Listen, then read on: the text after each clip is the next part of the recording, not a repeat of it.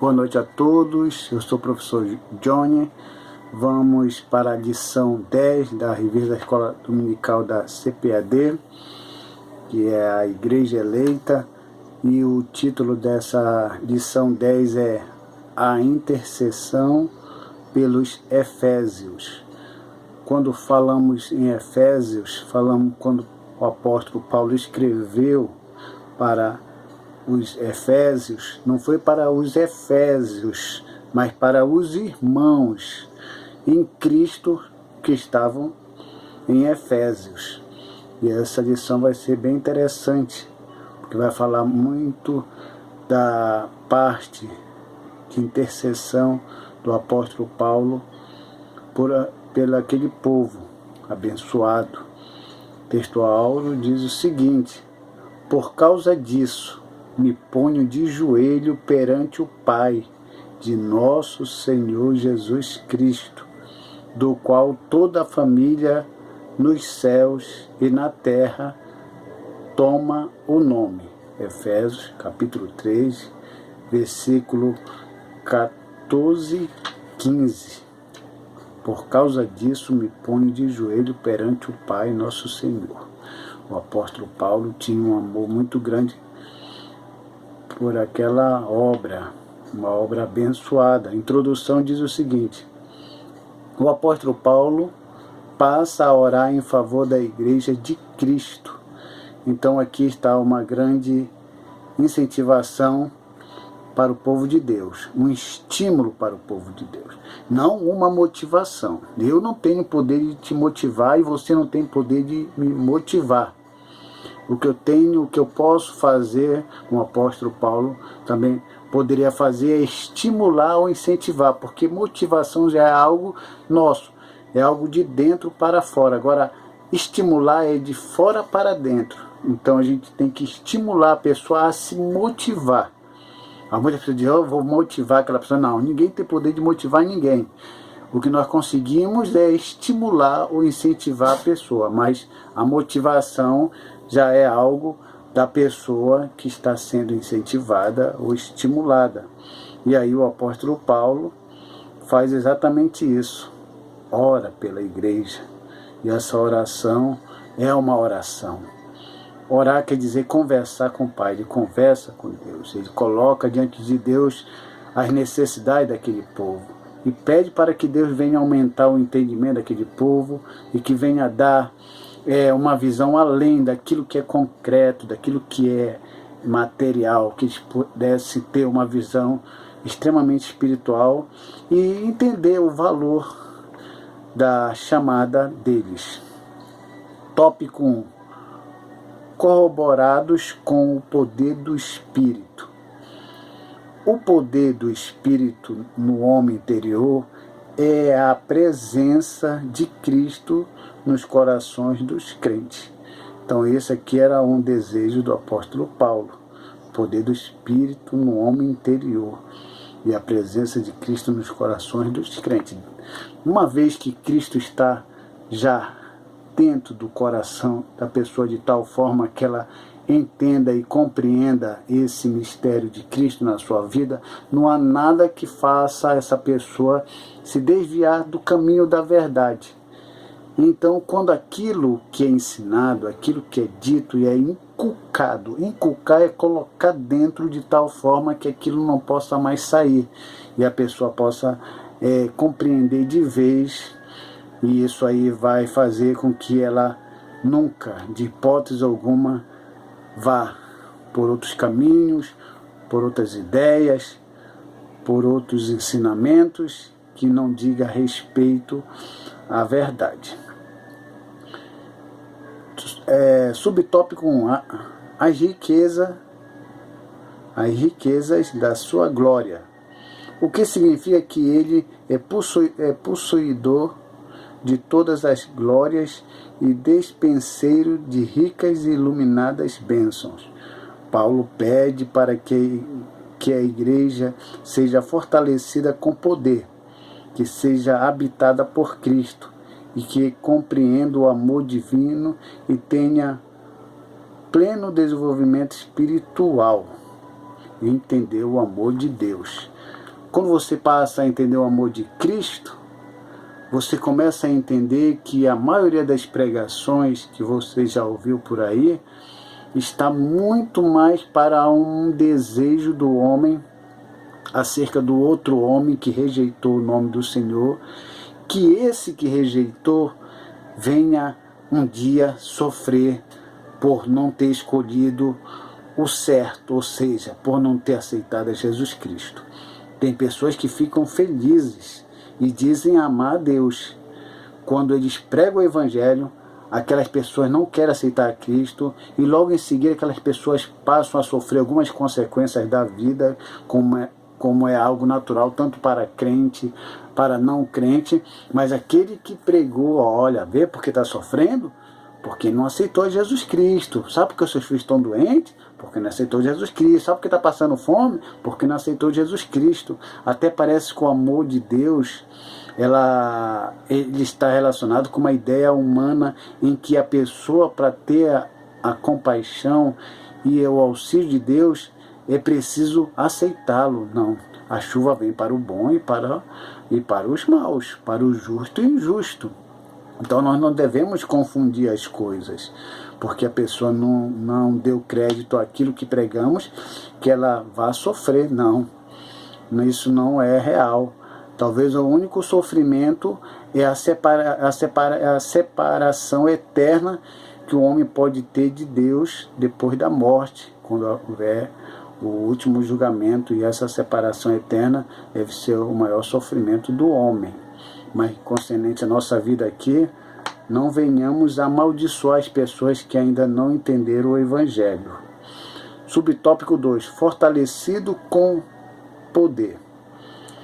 Aí Paulo enfatiza que a única força que habilita o crente a se manter firme advém do Espírito Santo, e que atua no homem interior e capacita o crente a preservar e a manter-se afastado do pecado e compreender as coisas espirituais. Então ele coloca aqui que o Espírito Santo é que habilita o homem a se manter firme, é o Espírito Santo que convence o homem do pecado, e isso é uma realidade. Mas infelizmente isso eu preciso falar. Tem alguns crentes que dizem que o Espírito Santo faz realmente alguma coisa pelo cristão, mas na hora de convencer uma pessoa do pecado, ou na hora de trazer alguém para o caminho da verdade, alguns crentes dizem que é preciso Deus apertar, ou seja, trazer no anzol, fazer sofrer, fazer adoecer, ficar enfermo. E até uns dizem assim, não ore não, porque Deus está tratando com ele. Até parece que a enfermidade, a doença, tem o poder de convencer alguém mais do que o Espírito Santo. Negativo. A doença que o ser humano sofre é extremamente natural, vivendo nessa carne. Jamais alguém vai dizer que é a vontade de Deus uma pessoa ficar enferma. Não é a vontade de Deus uma pessoa ficar enferma. Porque se fosse a vontade de Deus uma pessoa ficar enferma, eu posso dizer que os médicos, as enfermeiras seriam filhos do diabo, como já disse em outros vídeos. Porque eles ficam ali cuidando daqueles pacientes para que eles possam ficar bom. E aquela pessoa que ora por uma pessoa que está doente e diz que é a vontade de Deus, então ele está transgredindo a vontade de Deus. E isso aí está sendo uma coisa muito séria, porque quem convence o homem do pecado é o Espírito Santo, não é doença. Deus não precisa fazer ninguém ficar doente para aquela pessoa se conscientizar de que ele precisa voltar. Não, a volta da pessoa é o que ele sente e a falta que ele sente do Espírito Santo na vida dele. O Espírito Santo toca e faz ele entender o vazio na vida dele e ele volta para os caminhos do Senhor. Jamais uma doença vai ter um poder mais do que o Espírito Santo para convencer o homem do pecado. Infelizmente, alguns dizem, não veio pelo amor, mas veio pela dor. Mas a gente tem que entender que o homem tem sim a capacidade de vir sem que sofra. Mas quem vai causar a dor não é Deus. Deus não vai causar a dor para mostrar, não, ó, se você ficar aí eu vou fazer você sofrer para você voltar para mim. Não, não é isso. Isso não é amor de Deus. Isso não é auxílio do Espírito Santo. Isso aí é bobagem. Isso é coisas que o homem criaram da sua própria cabeça. A pessoa não veio pelo amor, mas veio pela dor. A dor que ele sentiu é por estar longe do Senhor. Como diz lá João capítulo 10, versículo 10. O ladrão veio matar, roubar e destruir. Mas Jesus veio para dar vida e vida em abundância. Então a pessoa está lá no mundo e começa a sofrer as consequências. E por sentir que realmente precisa voltar, porque o Espírito Santo vai tocar, ele vai voltar pelo toque do Espírito Santo. E não porque está sofrendo alguma enfermidade. Enfermidade não tem poder. Quem tem poder para convencer o homem é o Espírito Santo. Essa é a verdade.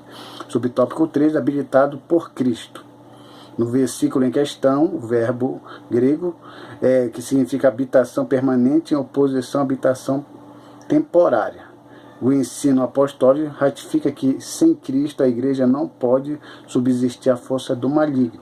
Então a permanência de Deus tem que ser algo permanente, firme e constante em nossas vidas, porque só assim o inimigo será vencido. Caso contrário, não será. Precisamos ter Cristo verdadeiramente em nossas vidas e o Espírito Santo, para que o inimigo fuja quando nós estivermos firmes diante dele. Tópico 2. Arraigados e fundados em amor. Enraizados em amor. Isso deveria ser o pensamento de todo cristão. O amor é a mensagem central do Evangelho de Cristo. A oração de Paulo foi para que a igreja entendesse e exercitasse o amor de Deus. E isso é importante, exercitar o amor de Deus através das obras. Faça alguma coisa. Não fique só dizendo, coitadinho, está passando necessidade. Se você tiver como ajudar, ajude. Porque fé sem obras, essa fé se torna totalmente inútil. Tópico 1, amor e virtude cristã. Aquele que não ama não conhece a Deus, porque Deus é amor. Então nós devemos manifestar o nosso amor como Cristo nos amou. E aqui deve ser expresso por meio de atitudes concretas. Olha, atitudes concretas, não é só dizer coitadinho, está sofrendo. Não, se você tiver condições, vá lá, ajude e faça a sua parte. Não fique só penalizado. Oh meu Deus, coitado do irmão, está desempregado. Não, vá lá e ajude. Se você tem condições, compre uma cesta básica e faça a sua parte. O amor também tem que ser manifesto aí através de algo concreto. Não só através do seu dó. Estou com muita dó daquele irmão. Não, isso não é o suficiente. Isso não é amor verdadeiro. Subtópico 2. Arraigados e fundados em amor. Aqui vai entrar 4 dimensões do amor insondável de Deus, ou Jesus Cristo, que o apóstolo Paulo não entendia, mas ele fez questão de colocar aqui, nós vamos comentar. A expressão arraigados e fundados em amor compara os santos como uma planta bem enraizada e uma casa bem alicerçada. Indica que sem o amor a vida cristã não tem sustentação alguma. Por causa disso, o apóstolo Paulo insiste pela total compreensão de qual seja o que ele vai, que as 4 dimensões do amor de Deus, que é difícil entender, mas nós podemos ter apenas uma noção. A largura, o comprimento, a altura e a profundidade. São as 4 dimensões do amor de Deus. A largura do amor de Deus. A largura do amor de Deus abrange a todos indistintamente. Essa é a largura do amor de Deus. Não existe branco, não existe negro, não existe magro, nem gordo, não existe rico, nem pobre, nada. O amor de Deus abrange a todos indistintamente. E existe aqui um texto aqui que corresponde à largura do amor de Deus, que se encontra aqui em Marcos, capítulo 16, versículo 15, que diz: Ide por todo mundo e pregai o meu evangelho a toda criatura, a todas as pessoas. Você não vai ver se é japonês, se é americano, se é brasileiro, não. Você vai pregar para todos, e todos serão alcançados pelo amor de Deus. e depois da largura vem o comprimento. O comprimento abrange todos os tempos. Olha, o amor de Deus abrange todos os tempos. E o texto que eu encontrei na Bíblia se encontra aqui em Efésios, que é a nossa lição, 1, versículo 4, que diz assim: assim como nos escolheu nele antes da fundação do mundo, para sermos santos e irrepreensíveis perante ele em amor. Então Deus abrange a todos os tempos. O seu amor não precisa de tempo. Assim como ele amou lá no passado, ele ama no presente, ele amará no futuro. O amor de Deus não existe tempo. Assim como ele foi, ele é e sempre será. E isso é importante nós sabermos, que esse é o cumprimento do amor de Deus. E depois do cumprimento do amor de Deus, dos 4 amores insondáveis, vem a altura. A altura é: estendeu-se até o céu para trazer o Filho amado esvaziado de sua majestade. Essa aí é a altura do amor de Deus. Ele veio para se tornar como nós. E o texto que eu encontrei está aqui em Filipenses, capítulo 2, versículos 6 e 8, que diz assim: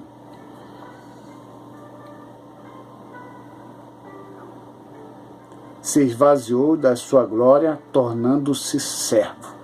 Então Jesus se esvaziou de toda a sua glória, de todo o poder, para viver a nossa experiência. Então essa é a altura do amor de Deus por nós. Ele se esvaziou, ele fez tudo isso por nós. E por causa da morte de cruz, ele se tornou até menor do que os anjos, como diz lá em Hebreus, capítulo 2, versículo 9. E aí vem a Testemunha de Jeová, gosta de usar muito aquele texto lá em João 14, 28, que diz: porque o Pai é maior do que eu. Jesus disse que o Pai é maior do que ele. Claro, ele em forma humana, ele era até menor do que os anjos, como eu havia dito para vocês em Hebreus capítulo 2, versículo 9, que ele se tornou até menor do que os anjos por causa de nós. E a profundidade do amor de Deus: suportou o sofrimento infinito para expiar os nossos pecados. Essa é a profundidade do amor de Deus. Sofreu por nós. Nós não éramos bons, nós não éramos perfeitos, mas por amor ele fez isso. E o texto que eu vou ler para vocês encontra aqui em 2 Pedro, capítulo 2, versículo 24. E carregando ele mesmo em seu corpo sobre o madeiro os nossos pecados. Por causa de nós, por causa de mim, por causa de você, ele passou tudo isso. Então esses 4 amores insondáveis de Deus, o apóstolo Paulo não entendia quando perseguia a igreja, mas agora ele consegue entender. E ele diz que excede todo entendimento. Ninguém consegue entender, só Deus pode manifestar um amor de tal maneira como nós entendemos. Subtópico 3, a intensidade do amor de Cristo.